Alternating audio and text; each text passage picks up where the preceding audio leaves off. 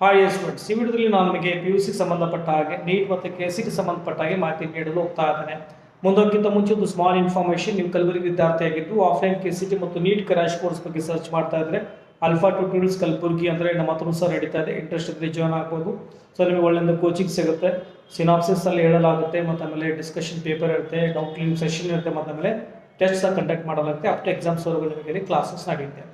Okay, so PUC ಬಗ್ಗೆ ಹೇಳಬೇಕು ಅಂತಂದರೆ 25ನೇ ತಾರೀಕಿನಿಂದ ಈ ಒಂದು ಇವಾಲ್ಯೂಯೇಷನ್ ಪ್ರಾಸೆಸ್ ನಡೀತಾ ಇದೆ. So as per the rules ಅಂದರೆ ಆ್ಯಸ್ ಪರ್ ದ ಸ್ಟೇಟ್ಮೆಂಟ್ ಈಗ ಪ್ರೆಸೆಂಟ್ ಬಂದಿರುವಂಥ ಮಾಹಿತಿ ಪ್ರಕಾರ 10 ಡೇಸ್ನಲ್ಲಿ ಈ ಒಂದು ಪ್ರಕ್ರಿಯೆ ಮುಗಿಬೇಕು. ಅಂದರೆ ಏಪ್ರಿಲ್ 5 ಮತ್ತು 6ನೇ ತಾರೀಕುವರೆಗೆ ಒಳಗಡೆ ಇದು ಪ್ರೊಸೆಸ್ ಮುಗಿಬೇಕಾಗುತ್ತೆ. ಹಾಗಾಗಿ ಫಲಿತಾಂಶ ಏಪ್ರಿಲ್ 10 ಒಳಗಡೆ ಅಥವಾ ಏಪ್ರಿಲ್ 10ನೇ ತಾರೀಕಾದರೂ ಫಲಿತಾಂಶ ಪ್ರಕಟ ಮಾಡುವ ಸಾಧ್ಯತೆ ಅಂತೂ ಇದೆ ಅಂತ ಹೇಳ್ತಾ ಇದ್ದಾರೆ. ಓಕೆ, ಸೊ ಹಾಗಾಗಿ 25ನೇ ತಾರೀಕಿನಿಂದ ಈ ಒಂದು ಕರೆಕ್ಷನ್ ಸ್ಟಾರ್ಟ್ ಆಗುತ್ತೆ. ಆಮೇಲೆ ಈ ಒಂದು ನೀಟ್ ಸಂಬಂಧಪಟ್ಟ ಹೇಳಬೇಕು ಅಂದರೆ ಎಡಿಟಿಂಗ್ ಆಲ್ರೆಡಿ ಬಿಟ್ಟಿದ್ದಾರೆ. ಏನಾದರೂ ತಪ್ಪಿದ್ರು ಸಹ ದಯವಿಟ್ಟು ಎಡಿಟ್ ಮಾಡ್ಕೊಳ್ಬೋದು. ಓಕೆ, ಇಮೇಲ್ ಮತ್ತು ಮೊಬೈಲ್ ನಂಬರ್ ಹೊರತುಪಡಿಸಿ ಉಳಿದಿದ್ದೆಲ್ಲ ಬೇಕಾದರೂ ನೀವು ಎಡಿಟ್ ಮಾಡ್ಕೊಳ್ಬೋದು. ಮತ್ತು ಆಮೇಲೆ ಕೆಗೆ ಸಂಬಂಧಪಟ್ಟ ಹೇಳಬೇಕು ಅಂತಂದರೆ ಈಗ ಆಲ್ರೆಡಿ ಮತ್ತೆ ಇನ್ನೊಂದು ಸಲ ಅವಕಾಶ ಕೊಟ್ಟಿದ್ದಾರೆ.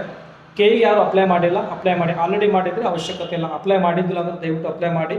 ಓಕೆ, ಸೊ ನಿಮಗೆ 20ನೇ ತಾರೀಕುವರೆಗೂ ಕೊನೆ ಅವಕಾಶವಿದೆ. 21ನೇ ತಾರೀಕು ಶುಲ್ಕ ಪಾವತಿ ಮಾಡೋದಕ್ಕಾಗಿ ಕೆಲವು ರಿಜಿಸ್ಟ್ರೇಷನ್ ಮಾಡಿರ್ತಾರೆ, ಪೇಮೆಂಟ್ ಮಾಡೋದೆಲ್ಲ ಮಾಡಿ. ಓಕೆ, ಇದುವರೆಗೂ ಒಂದೊಳ್ಳೆ ರಿಜಿಸ್ಟ್ರೇಷನ್ ಮಾಡ್ಕೊಂಡಿದ್ದರೆ ಮತ್ತೆ ಮಾಡಿಕೊಳ್ಳುವಂಥ ಅವಶ್ಯಕತೆ ಇಲ್ಲ. ದಯವಿಟ್ಟು ಮ್ಯಾಕ್ಸಿಮಮ್ ನಿಮಗೆ ಶೇರ್ ಮಾಡಿ. ಇದೇ ರೀತಿ ಅಪ್ಡೇಟ್ ನೀಡ್ತಾ ಇರ್ತೀನಿ. ಮತ್ತು ನಮ್ಮ ವಿಡಿಯೋದಲ್ಲಿ ಟೇಕ್ ಕೇರ್, ಬಾಯ್.